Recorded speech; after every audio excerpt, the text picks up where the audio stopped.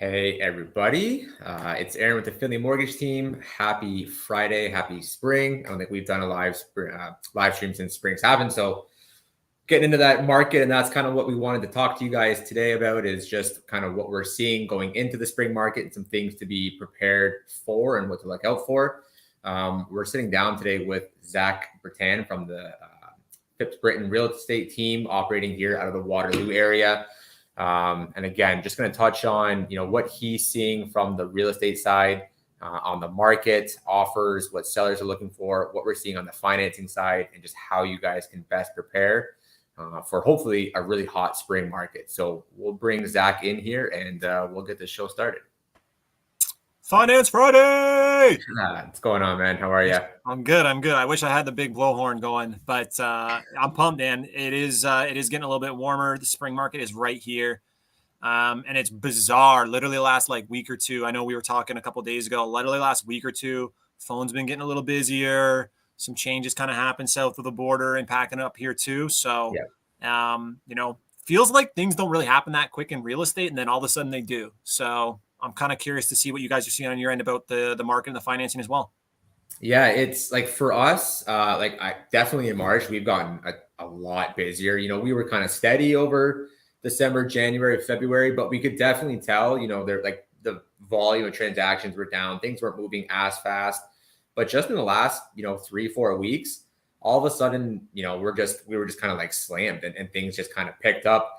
Some purchases coming in. The refinances have been pretty steady moving along, obviously, just as people are exiting out of their projects and looking to get into some other projects. But the purchases were definitely down a little bit. But yeah, as of right now, we're pretty busy across the board. I know a lot of our newer agents and junior agents are starting to pick up a lot of guys looking for.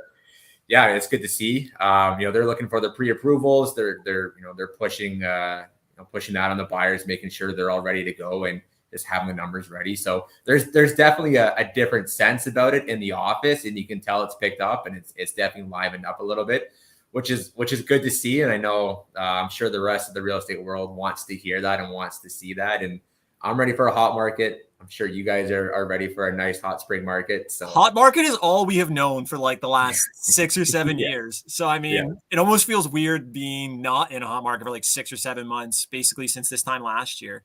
Yeah. And I know for you guys, big on running numbers, big on being prepared. And you also mentioned something too about people making some refinances. And I kind of want to talk about that later about any of the investors. We've been doing a lot of deals for investors, and a big problem has been kind of the entrance into a property, the types of products and types of financing they have on the table. And so a lot of our clients are trying to figure out the difference and kind of combination between purchase price, financing options, and the rents that are available for the properties that they can acquire. And I kind of want to just leave that to the end. That's a little bit more of a complicated conversation that I think we can kind of wrap up with. But awesome to come on here. We've had a chance to do business with you and your team before.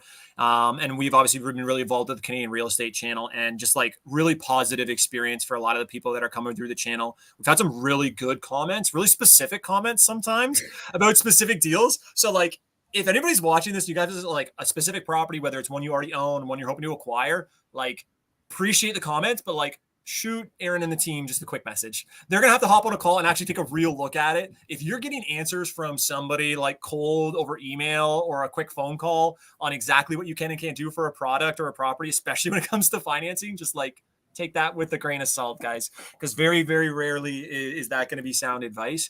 But Ehren, I wanted to come on and talk just generally about what I'm seeing in the market, because sometimes we start to see little trends kind of pop up in our market. And I know you guys are doing deals all over. So I'd love to share just hey, here's what Waterloo region's about right now. Here's kind of what the last, 3, 4, 5 weeks have really been like, and maybe share my thoughts on what could happen for the next 3 to 6 months, kind of into that spring summer market, so that, the people in your network and those of you that are here live kind of get a good idea as to where you fit in, whether you're a buyer, a seller, or investor.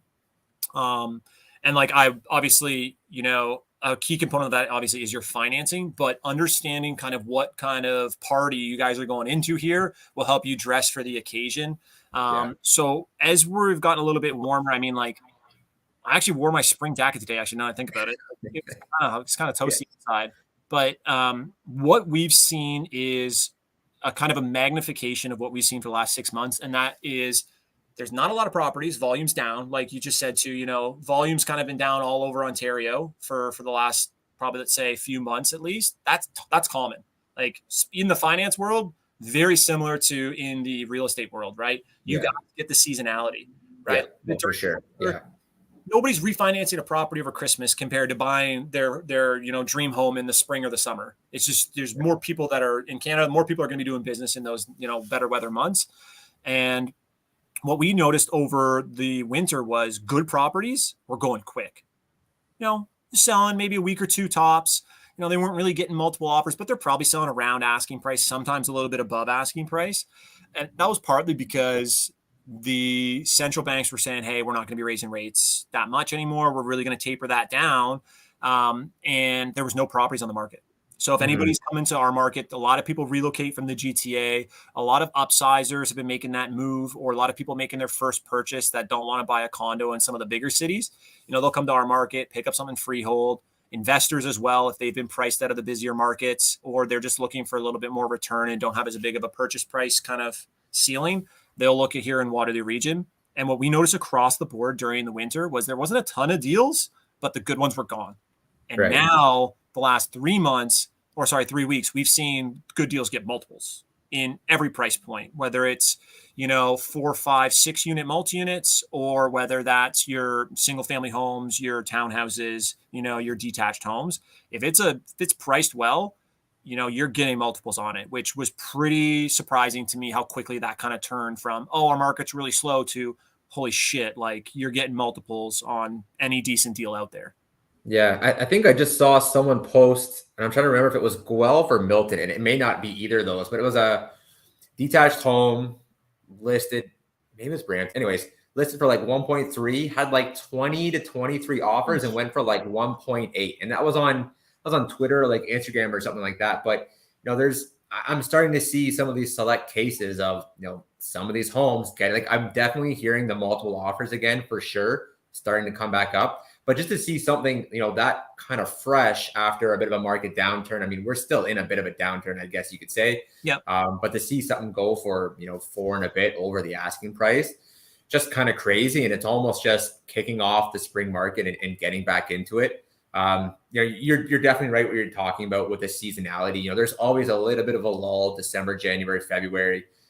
You have your late closings and stuff like that. But in terms of like new activity picking up, for us, we were trying to determine, is it the banks? Is it the interest rates? Is it lack of, desire for the activity? Or is it just, part of it's just that, that wintertime lull? And it kind of seems like it was really more just almost maybe 50-50. We have that wintertime lull.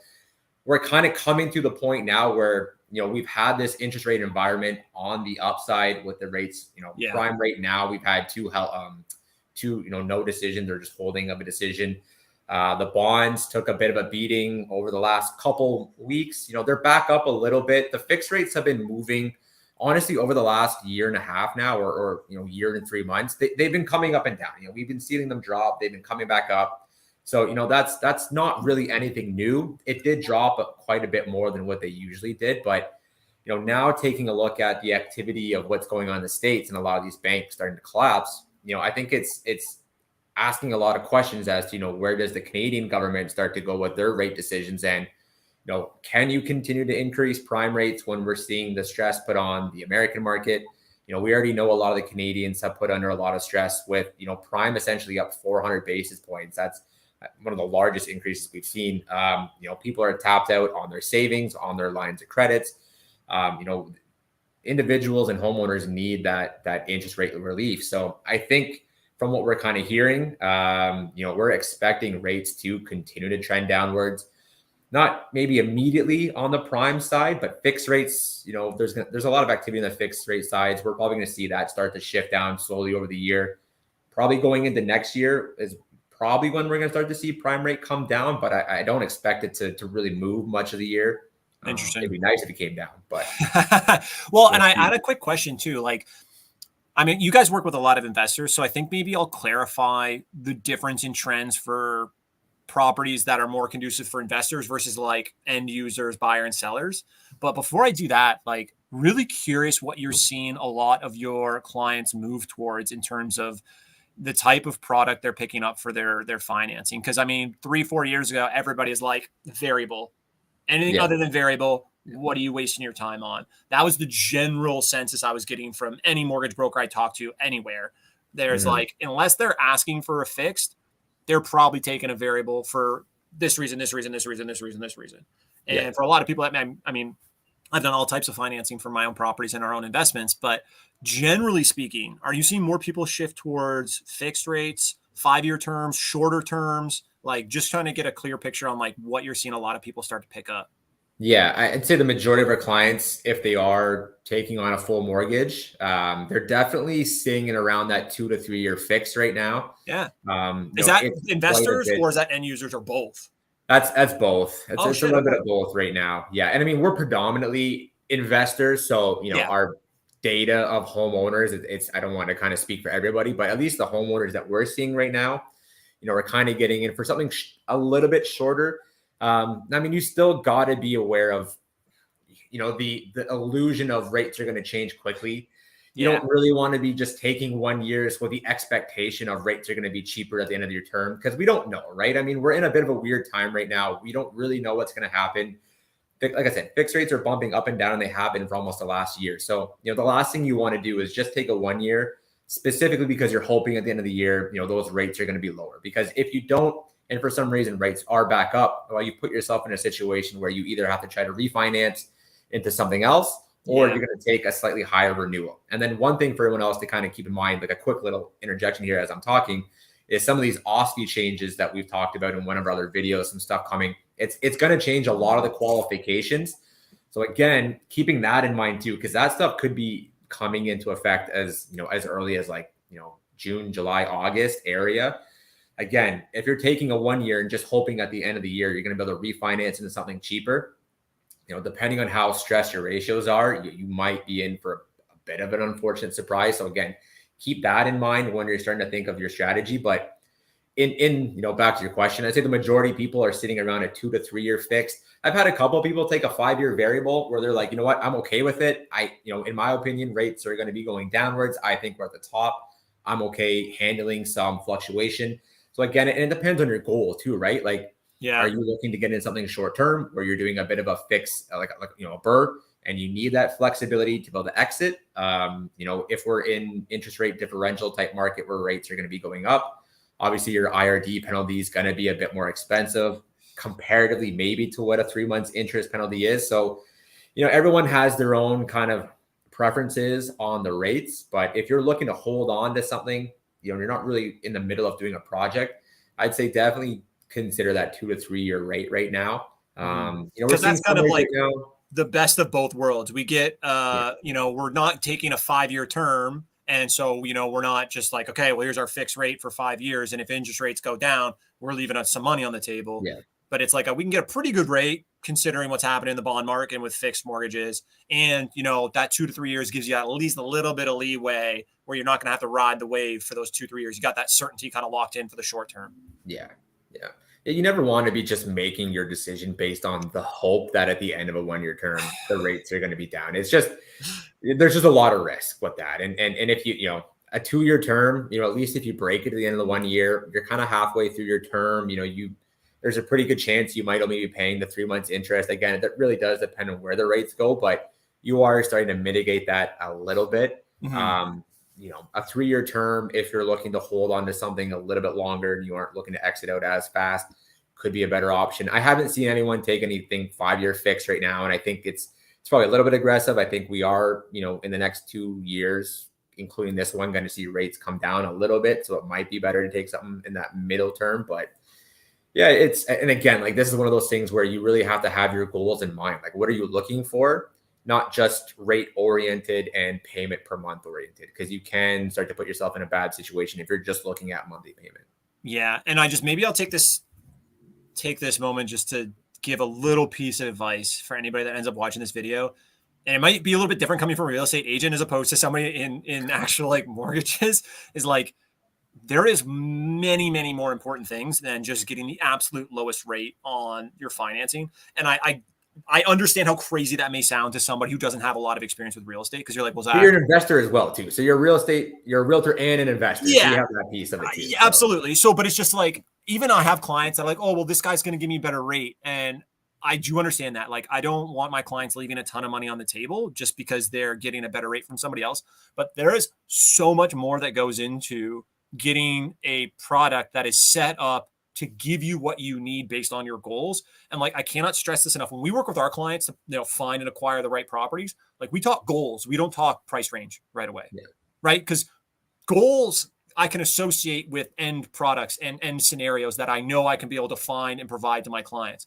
Whereas price points can mean a million different things.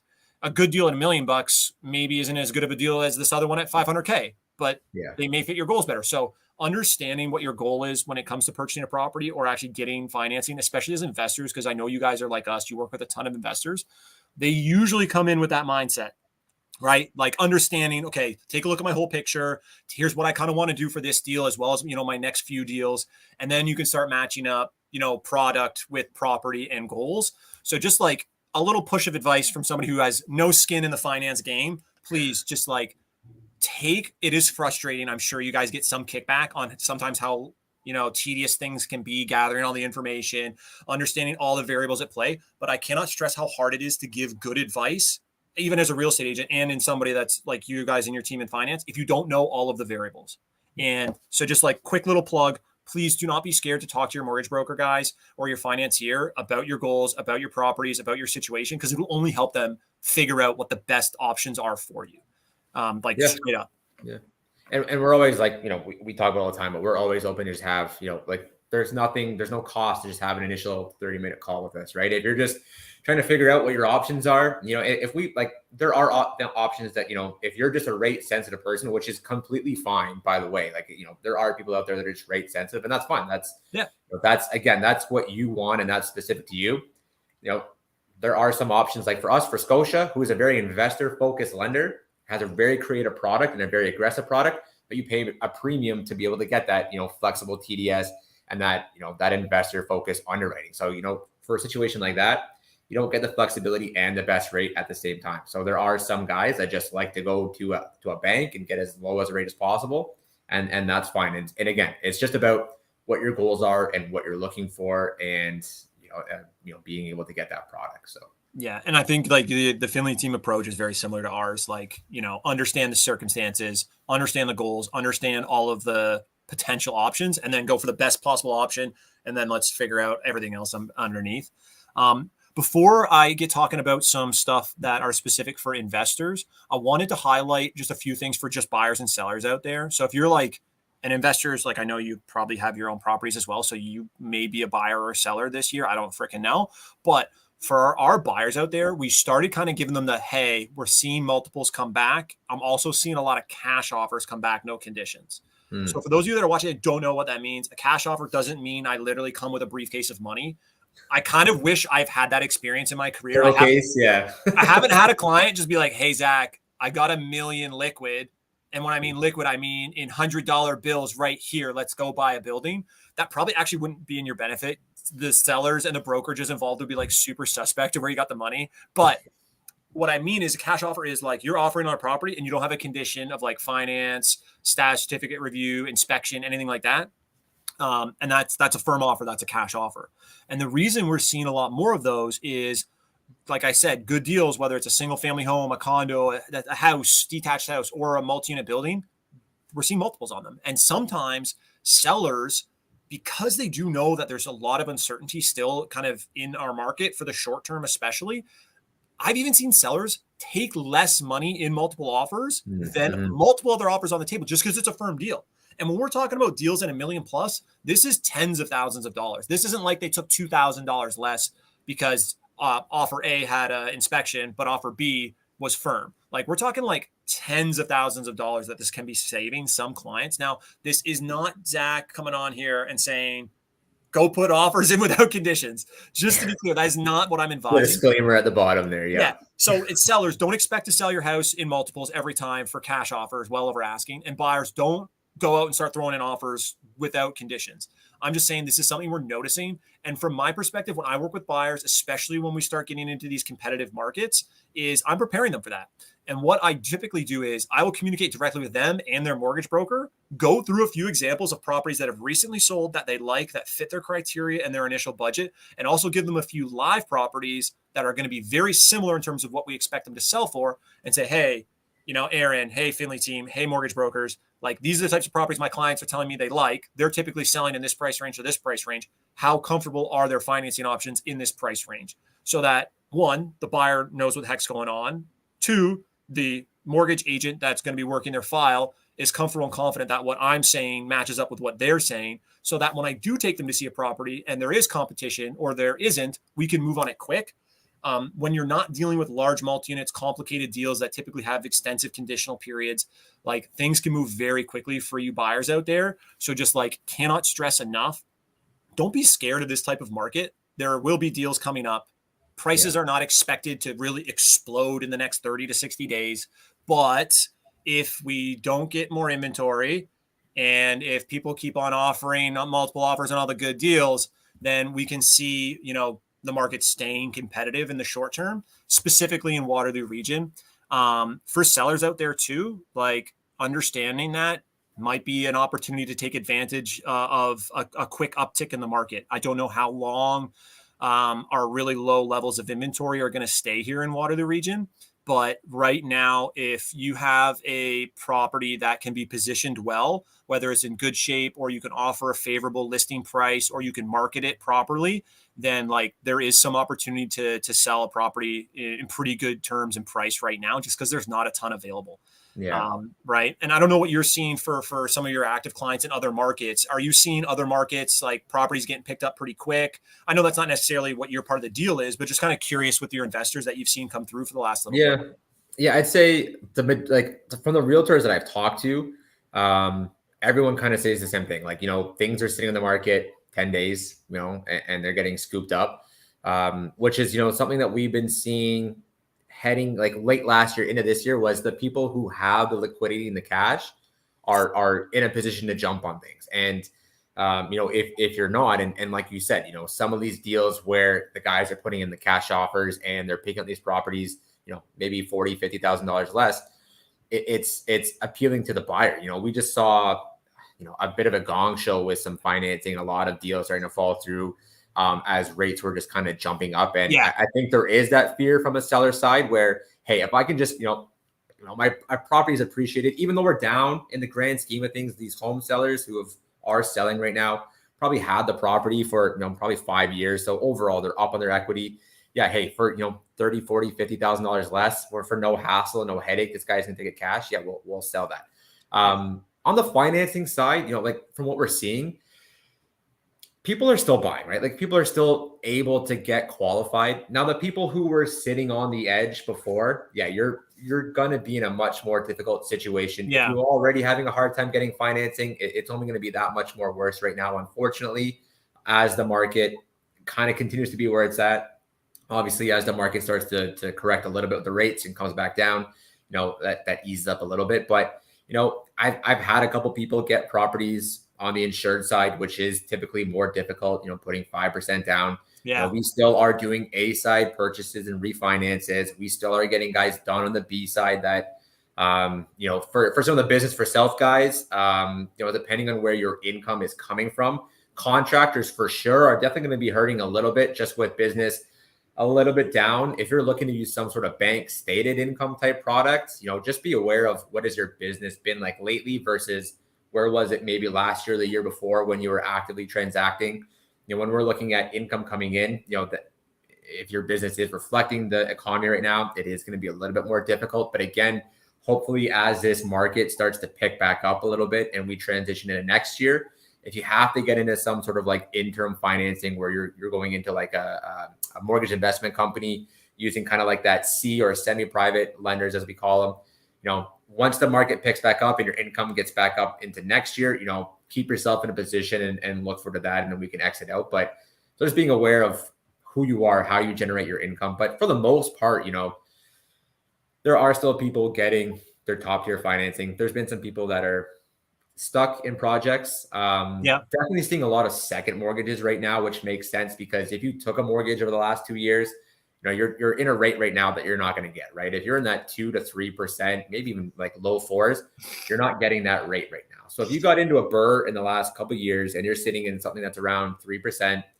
doesn't make sense for you to completely refinance all of your debt into something that's, mid fives to a Yeah. 6% mortgage right now. Yeah. That's where we're going to start using some of these like secondary alternative type products where, okay, maybe you have, 60% of your debt is at 3%, and we're going to get you a little bump up to 80%, but you're going to be at 6%. All we're trying to do is mitigate your overall cost of borrowing and keep your largest amount of debt as cheap as possible. Yeah. Now sometimes that may not work. Sometimes maybe you have to do a full refinance depending on the type of product that you're looking for. There aren't a whole lot of B lenders, second mortgages. There are some home equity line of credit products. They're a little bit pricier. So some people are just choosing to do a full refinance. But if you're in the position where you're looking to make a move, you want to pull that equity to go buy something. Again, that short-term loans for a down payment from a second mortgage almost makes more sense to take a slightly higher second, maybe even a private second, than refinancing everything, especially taking a look at where rates are going right now. But again, everyone a little bit different depending on what you're looking for. Yeah. And like, just to be clear, if you guys are watching, guys and girls, my apologies, if you people are watching this video and you have no idea what some of these terms mean, like Findlay YouTube page, Canadian Real Estate Channel, their Instagram, like they share like not basic, but educational stuff. I'm like, here's what this means. Here's how it could work. Like, go check it out. Go back through some of that stuff or call them. Because like for me as an investor, like all I hear is just options. Do you know what I mean? Like, because we've used a bunch, if not all of those different types of products at some time or another, because in real estate, it's not a one size fits all. Yeah. If you want to go beyond just buying a single family home, then like eventually you're going to need some sort of creative solutions outside of that typical, a lender box. That was my box, by the way. Pathetic. Almost 90-degree corners. Yeah, it's great. But I just like want to stress that so much. If you don't know what your options are, have a conversation with a mortgage broker or a real estate agent that has experience in the types of deals you have or you want to do. Because like I was even having conversations last week with investors that have a couple deals under their belt, but they're kind of at that point where, going to banker Sally at the TD that they've done all their banking with for 20 years just isn't going to get them any further. And I feel like a lot of newer investors or buyers that want to become, a little bit more serious investing hit that wall so quick, in the sense of they get a no, and all of a sudden they don't think it's really possible. And now I don't want people to go out there and start taking more risk by just, taking on all this expensive debt or taking on projects they don't have experience in and have, a little bit more expensive financing if that's what it's going to take. But just understand, like, there's a lot of options. The worst thing you can do is not understand your options before you get, all the way into a project and all of a sudden you need help, because then there is much fewer options available on the table. Understanding what your A plan, B plan, and C plan is before you make an acquisition, before you start on a project, highly recommend. Because like you said, there's a lot of people out there that are tied up in equity or have projects that they're trying to push through. And, since the financing environment has changed so quickly on them, now they put themselves in a spot that they probably wish they weren't in. On that note, and probably the last topic that I wanted to bring up to you was investors and the flood of expected inventory for all these people that are in the middle of projects or took on expensive debt last year for a primary residence or overextended themselves. Like, I haven't seen it yet. I've seen a couple, a couple forced sales, a couple bank sales, right? A couple flips that were only halfway done, but not enough to be like, oh, there's a real like significant portion of our market here in Waterloo region for these types of properties. Let's call them distressed properties or distressed sellers. I haven't seen a huge uptick in that. We're connected with a fair amount of wholesalers and off-market dealers as well. And like, we haven't seen a huge influx of properties from these types of peoples and lead sources either. So I'm not saying it's not going to happen, but everybody last year when rates were going up so quick are just going, man, everybody's going to have to sell their house. We haven't seen that yet. And if interest rates aren't going to continue to rise, then I think it's unlikely that there's going to be one or two big dominoes that just force everybody to all of a sudden bring it to market.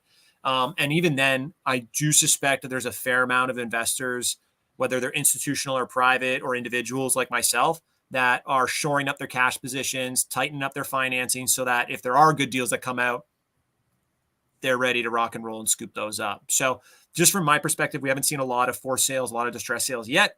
If interest rates aren't going to go up aggressively, I don't suspect we'll see a ton.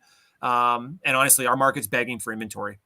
Oh yeah. So, Well, I mean, the numbers for last year, what, 1 million new Canadians now that just came in, which absolutely blew away all other previous years of a million. We have immigration less than coming 40 in. million So people, Ehren. A million more added last year. You're just like, where are they going? Yeah. So last thing I want to talk about was kind of, we did, I think 4 or 5 investors picked up or sold properties there in February for us, and half of them were purchases. And the one thing that a lot of our investors out there that are, in the market, either thinking about or actively looking to make new acquisitions, we kind of have 2 types. We have one type that's like, yeah, like now's the time. I can lock in my prices probably 250K cheaper than this time last year. And this is for like anything from, let's say, duplex conversion up to like your 6 to 8 unit properties here in Waterloo region. Yeah. That's kind of how much you're probably saving off of the highs that were this time last year. Now, and we also see the other side of, yeah, we're ready, but only if a really good deal comes up. And those are kind of my, my window shoppers. Those are, people that kind of want that extra margin of safety and kind of need to see with definition, with certainty, which way our market's really going to go for the next few years. And our market just hasn't made up its mind yet. Especially with the finance side, the interest rate environment and the economic environment is giving so much more uncertainty, I think, on your end, which is arguably one of the more important ends of the business. Because if you can't find, people aren't buying properties like with a bank of cash, like I said, they're going to need a mortgage. So the mortgage environment is going to determine how certain and aggressive they want to be to go out and buy. And for us, whether you're actively looking right now or you're kind of like, maybe I'll wait and see, give yourself a margin of safety. And I know that's really tough because the biggest problem that we've seen for our clients is the purchase price for the rents that these properties are generating and the financing options that are readily available. Yeah. So one thing that we really focus on is value add projects. And for a few reasons. One, they're typically at a little bit of a lower purchase price. 2, you are likely able to get a short-term acquisition financing, maybe a little more expensive, but if you're able to force the appreciation, whether that's updating units and increasing rents, whether that's adding new units, whether that's reconfiguring the existing property or structure to add units or add better units, then you can create a property that is a better fit for kind of your A lending space, which makes the long-term prospects of the property much more attractive. So it's kind of like I'm going to use slightly more flexible financing options to make the acquisition because the rents just aren't super strong, or the financing environment's appetite for these types of products isn't really, as good as it was 2-3 years ago. Okay, no problem. I'll price that into my offers or into my analysis for my clients so that we can start shopping deals with a little bit more confidence because they know, okay, within 1 to 2 years, I can probably roll this into a long-term financing product and hold this bad boy for 10 plus years where it's really going to start making me rich. Yeah. And that's the environment and we, you didn't have to do that 2-3 years ago. You could buy something with A lending or, standard commercial financing for your 6+ units. And the ratios are, either pretty close as is or work right away. Bing, bang, boom. You're good to go after a week or 2 initial financing period. But now the purchase prices for some multi-units just hasn't come down enough, or investors haven't adjusted their expectations. They still think we're living last year when it's, prices have really gotten depressed. And the solution is really get a creative financing entry and understand what your exit is and giving yourself enough time to actually execute on that project. So just a quick example. If you're purchasing a multi-unit, whether that's 6+ units or under 6 units, and you're not going to get that, juicy A financing that's available because the ratios don't make sense. Okay, well, have a conversation with Ehren or his team, or have a conversation with an investor like myself to better understand, okay, how do you actually make the acquisition? How expensive is that versus, okay, if I go, buy something new, let's say, and how does that also compare to the other options in our market? Because we'll look at everything from a duplex conversion to a single family flip and then up, right? And so what that means is, okay, well, if the products that are currently on the market for financing or for acquisition don't give you the numbers that you need, okay, well then why aren't we looking at a short-term acquisition option for a long-term, transition into a long-term product? Or why aren't we looking for a different type of deal entirely to fit your goals or your criteria a little bit better? And like, I know we've had lots of conversations personally kind of about some of the products for acquisition and how to transition into better long-term financing. Mhm. And that trend wasn't needed 2 years ago, but now that you do need that to make the acquisition make sense or even acquire any decent property at all, like take a serious look at that, guys. Whether you're having a conversation with Ehren and his team or somebody else, like understand that, the trends long term in real estate are going to continue. Real estate is going to continue to rise long term in value. People are going to need a place to live. Follow long term economic trends to guide your strategy. And then for your specific tactics, connect with whether it's myself or somebody else with experience or Ehren and his team to better understand what is a specific tactic to make the current market conditions work in your favor. And like I said, Ehren, we've talked about that a lot, but just like a big trend is people are finding it really tricky to make the initial numbers work. But I'm telling you right up there, like we made 3 acquisitions last month for clients, and what time is it now? It's 6:40 now. About 7:30. I'm firming up on another one for a client, I hope. There you go, man. Yeah. Right. And it is trickier to find good value, but like being aggressive will dramatically help your acquisition cost. And you can't be aggressive if you don't understand all of your options for acquisition and exit. And like it's kind of like a perfect storm. You need to understand kind of your 1, 2, 3 moves before you make them. And unless you guys have pre-approvals, unless you're understanding all your financing options and all your purchase options, is really hard. So do your homework and act with a margin of safety, but be ready to move quick. Yeah, no, I agree. And to your point there, especially in the multifamily, with the way that the market rents have increased in Ontario specifically, it's crazy. And with the way that the interest rates have increased, 2 years ago, could you get into a small 5 to 6, 7, 8 unit building and turn it over and do the whole thing in 12 months? Yeah, maybe if you were really experienced and you had a really good paralegal, you had a really good staff, and you had the money. I mean, I had clients that were doing it, so I know it could have been done. But when in today's market, with interest rates the way they are, with the cost to, if you're doing cash for keys, with the cost to get these tenants out, tenants are becoming more aware, right? They're becoming more aware of what's going on. I've seen these Facebook groups where there's tenants with like a paralegal in the group, and if they're being approached by a landlord, they're just jumping in there and they're talking to the paralegal, and the paralegal is giving them information. So I mean, the tenants are they're not necessarily playing the game, but they're being a bit more educated. And there are some tenants who are definitely playing a game. I mean, don't get me wrong, they understand the way that the system works, but don't expect to get into an apartment building, anything that's 5 and up, be able to turn it over and refinance within 12 months. Don't put that stress on yourself. We have lenders with products that do 18 months, that do 24 months, that are there to specifically help you. And these guys have been around, they're big banks, so they know what they're doing.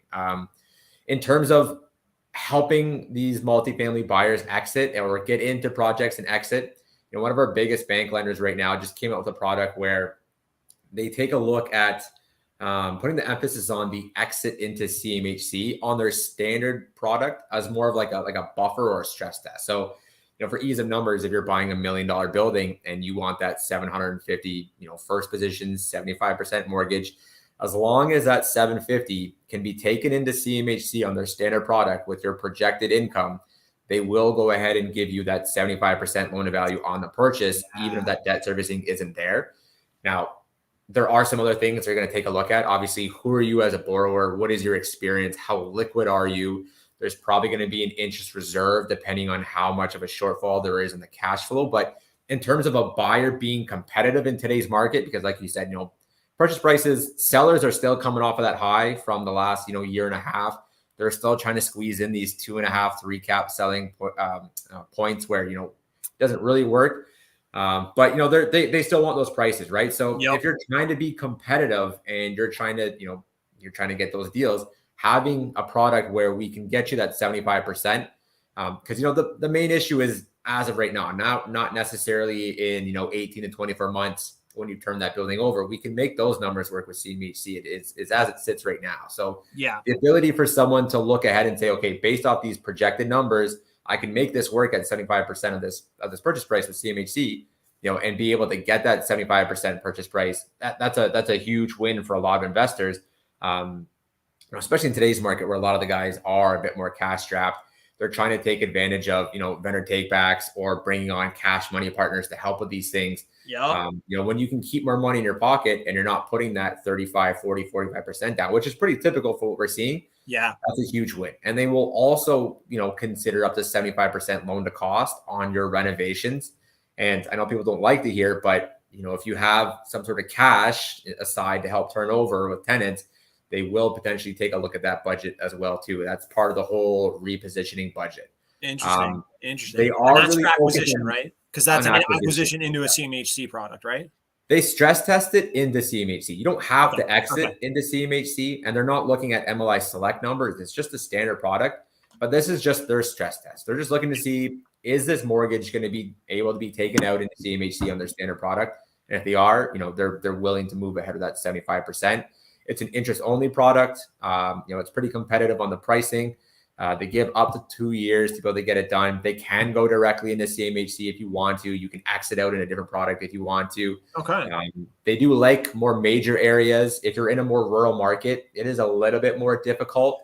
Yeah. But anything in a more major city, which is where we're seeing these tougher purchase prices to begin with anyways. Yeah, I was just going to say, that's where the majority of the problem is, because that's where prices have increased with the rents. Exactly. Yeah. Yeah. And are you seeing more people come to that table with more unique solutions, or is this kind of like the first lender that you've seen really come up with something like, they've really kind of thought about fitting into that market specifically, of those residential multi-units that are kind of undervalued in rents? Yeah. From a bank side, they're kind of the first one that I've seen make that move away from not being as concerned with the as-is debt servicing. There's mix out there, like the mortgage investment companies, where they're not as concerned. And I mean, don't get me wrong, they are still great products. And there's some really large lenders out there that do a ton of business on the mix side that are CMHC approved, can go right into CMHC. Interesting. Come from A-side lenders. A lot of these big mix started from guys that worked with, CMLS or Canada ICICI. They left, they want to do their own thing, and they opened up a private capital firm. So these guys, it's not just some Joe Blow who's got money putting it out. These are guys that have been around for 10, 15, 20 years, funded billions of dollars. Yeah. They know what they're doing. It is a semi-private product, but depending on what you need, it's a really good product for a lot of people. So, there are other products out there, but this is the first time I've seen a bank kind of make that move and get a bit more competitive. And, it just kind of shows that they are still hungry for deals, and these guys have been hungry. I mean, we've seen a ton of multifamily come across our desk. These guys will lend out of province in major areas. They did it. No, for us, because we're a DLC franchise, we do have that ability to go fund in some other provinces. So, they just did one in Saskatchewan for me. They're looking at some Alberta ones. They'll look at New Brunswick. They'll look at BC. Again, preferred major areas, but they will lend out of province as well too if you are looking. But that's gonna be big for the multifamily side. If you're looking at anything 1 to 5, even to 6 units, we do have a more residential mix that's just come back to the market. They're pricing right now starting around 7% with a 50-year amortization, and they do offer up to 85%. So again, if you're looking for this product where you want something that's a bit more flexible, you're, again, maybe a business for self guy who your business has been a little bit hurt by the change in the economy. They do have, a stated income product.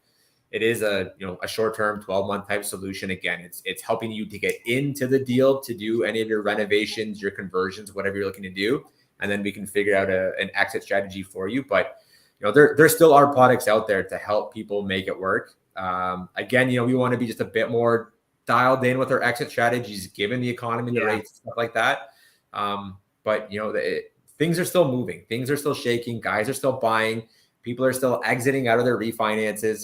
Some of the appraisals on refinances have come in a little bit light. Yeah, we've noticed that too. Specifically why? Obviously, on a residential, when you're just comparison based, and a market that's slow, there just aren't the comps there. So it is a little bit tough. I've had some people just say, we're going to wait until the spring market's come and gone, a little bit more activity. Hopefully we have some better comps. So if you're not urgently looking to refinance, I would say maybe wait until after the spring market and just hopefully there's enough activity that you get some, those values closer to where you're looking for, or maybe above what you're looking for. Because right now there hasn't been enough activity, and it is tough to get those values when there just isn't anything to support, especially multi-unit stuff. Triplexes and fourplexes I found have been really tough because just not a lot of them been selling. Obviously, the single families and duplexes, you get a bit more volume, but the threes and fours, like I have some clients right now trying to do a fourplex, a threeplex in Toronto, and there's just no comps. The appraiser was using, like non-legal type comparables. He's like, there's just nothing else to use. And, we had a really hard time trying to get that value, and we fought it and we got another $100,000, but it was still a couple $100,000 under where they thought it should have come back at. And that's just market activity, unfortunately, on these residential comparisons. That's an interesting point, because like we've had appraisals come in for refis for new product, like new purchases. Nothing's missed. Nothing's missed. Yeah, but for the refis, we're getting what did a banker tell me or tell one of my clients? Said we're still in a price declining environment, so we've issued in a margin of safety. And I'm just like, I see 6 comps right here that are like super good comps for you guys, and they're just being like, nah, prices are going down, we got to adjust for a margin of safety. It's a refi anyway, but if it's a live deal, a new acquisition, we're seeing appraisals come in pretty consistent. I haven't had any issues with purchases, and honestly, even over, I feel like I need to turn. Give me one second. Turn the light on real quick here. See a little bit. I don't know if this is even going to make a difference, but there we go. Like new condos. I've even had some stuff over the last year come in a little bit above. Again, like not luxury condos. Luxury condos have definitely been hurt, but that $400,000 to $600,000 area. Always coming in a point maybe a little bit higher. Purchases for the most part, no issues. The refinances for sure have taken a little bit of a beating on the value. A lot of guys are just taking it just because they need to exit out of these private financing types options, which again, it's just you just kind of take it with a grain of salt, and it sucks, but that's kind of part of investing. You are taking that risk regardless of whether it's real estate or what. But and I just think on a final note, just to kind of give people clarity on kind of like what I'm expecting, and I'd love to kind of hear your expectations specifically as well, is people need to remember markets go like this, they're up and down. I have no certainty of which direction, what our prices are going to be in 6 months, how much inventory is going to be next year. But as an investor personally, I'm looking for the same things that most long-term investors are going to do. I want value add projects so I can get my money back quick, or I want fantastic long-term holds, nice, slow, and boring in great locations that I'm just going to spend 10, 20 years continually improving, accessing the equity if I want to go make new acquisitions or improve that property. I think people, when markets get a little weird, they start to also come up with all these crazy, weird ideas. But guys, in real estate, the basics apply. Have lots of financing options, understand your goals, understand your next 1 or 2 moves, and then learn your market really well so you can identify what a good deal is. And that is kind of our philosophy for all of our clients, whether we're buying, selling, or investing. It's guys, long-term trends apply. The longer time frame you give yourself, the more, little bit of a margin of safety. You don't want to be, give yourself so much room that you're not able to get any deals, but you also don't want to take unnecessary risk. And you guys, if you aren't an experienced investor or buyer or seller, make sure you're looking at the real data and you talk to people that are doing the deals that you want to do, because they will be able to give you 5 or 10 years worth of experience in a 30-minute phone call. And that's what we do. I know that's what you guys do, because we've done business with you guys over at Findlay. But I just want to stress enough, we're talking a lot of short-term stuff in this live, which is great because you guys are watching this. You need to know what's going on right now, but just take a little bit of a breath, understand that long-term trends are always going to come back in one way or another. And that, if you have an opportunity to get more favorable financing and make a great acquisition now, that's awesome. But also make sure, give yourself a margin of safety and know what your exit strategy is, because, just like you said, with some of the appraisals, refis aren't coming in, but acquisitions are good. Okay. Yeah. But, we have a few more flexible options for acquisitions. They may be interest only, or maybe there'll be a slightly higher interest rate, but that can get offset by rolling the back end of the property or the project into more favorable long-term financing. Okay. Maybe those numbers work. So get creative with your ideas. on how to make your entrance or your exit, but long-term trends apply, ladies and gentlemen. Real estate, slow and steady. And then when the market picks back up, all of a sudden you got that juicy equity and cash flow and you can make some new moves. Okay, that's what we're talking about. So, heading into the spring, I'm expecting, if inventory stays low, buyers are going to fight for the best spots, the best deals, and then everything else in between is probably going to sit or take a while to sell or not sell at all. Even our first-time buyers, like I'm seeing a lot more come up to the table because they can't wait for prices to get more expensive.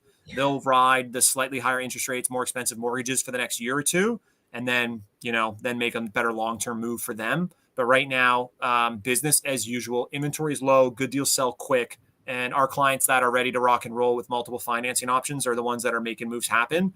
I don't mind picking up properties at a slightly higher interest rate now in exchange for a much cheaper purchase price, because that'll make my long-term investment a little bit more profitable. So I'm interested. Yeah, no, for sure. And then for those that are kind of panicking about values, I don't know if it's cheesy or not, but you only really realize that loss if you do sell, right? Like markets do change. 100%. Right? There's ups and downs, and we are, whether we're at the bottom or not right now, we're definitely, non-arguably on a decline as of right now. And the next, 5 to 7 years, we're entering into that next buying cycle, right? Like, we've experienced our 30% down, or we're coming to the end of that 30% in dip. But the next, 5 to 7 years, if we're following the trends, should go back up as it has after, 2008, as it did after that little bit of a bubble in 2016, 2017. Yeah, that was a bizarre 6-month period. So, no one's ever said I held on to my property too long. It's always been I sold and I wish I held on to it a little bit longer, right? So if you're the nest egg type investor where you're not necessarily worried about cash flow, I want to hold on to a property for 10 years. I'll retire, I'll sell. Then, stop kind of putting all the focus on today's, depreciation in the market, and just, know that, okay, I know we're at the bottom now. So I know kind of where I'm sitting now. And now I can start to base my value and, based off all the other projections and trends, I should be going back up, and I should be able to get back up to, where I want to be. And then, you got to make your decision at that point. But, try not to stress as much right now about where the prices are if you're a long-term buy and hold type investor, and just focus on the future. Do your due diligence on deals right now. Don't force things, because I think we are going to see the deals come. I know we haven't seen people panic selling yet, maybe as much or at all, but I know from our end, there are some people that are in tight situations. 100%. Are they going to come to the market? I don't know. But again, there's going to be deals coming. So, don't just jump on things for the sake of buying. Make sure it still fits your goals and your plans and your 100%. Strategy. The deals are going to come, but definitely be ready to make those moves, because like Zach said, things aren't sitting long on the market. The good stuff, it's going quick. The better stuff probably doesn't even make it to the market. So, connect with your realtors, because they're getting those pocket listings right now. They have those off-market things. Make your connections with some of your wholesalers. I know we got a couple of guys on our team that wholesale, and they're starting to get some deals and stuff again. So just, now's your time. If you haven't been networking and you haven't been reaching out, start making those connections, 100%. Start calling again, get yourself in a position to buy, and then be ready to buy when you find a deal that works for you. I echo 100%. Long-term investors, get ready to rock and roll. But if you're thinking about being active this spring, summer, or at any point this year, get your ducks in a row now, and then just shop the best deals. Give yourself some time, give yourself a margin of safety, and then pick up a good deal. You're ready to go. 100%. I think we're just going to end up repeating the kind of the same things over and over again. So, Zach, I appreciate you coming on here and taking some time. Yeah, this is great. Friday to give us a little bit of knowledge from the realtor side and what you're seeing in Waterloo, and some of the stuff that you're seeing in the market. And I appreciate it. And maybe we'll do something at the end of the spring, and we can look back and just see how ridiculous our ideas were. Yeah, that'd be awesome. Awesome to come on here, guys. I know people that follow you on your social media. I'm a longtime fan, and I'm awesome to do business with you guys previously. So just awesome to come in and talk real estate. I mean, I could do this for days. So awesome to be 100%. On. If guys don't follow you, where can they reach out to you, and how can they find you guys? Thank you.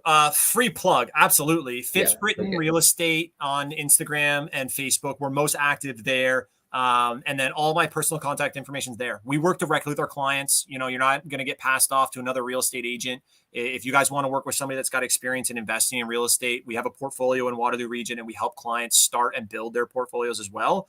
At Phipps Brittain Real Estate, you can Google it as well. We got a great website, and then all my personal contact information is littered everywhere. So if you want access to me, get it while you can. I'm available and I'm happy to help. Appreciate the free plug. I'll take it, baby. 100%. Anytime. Awesome. Good to see you, Ehren. Take care, guys. Yeah. Thanks, Zack.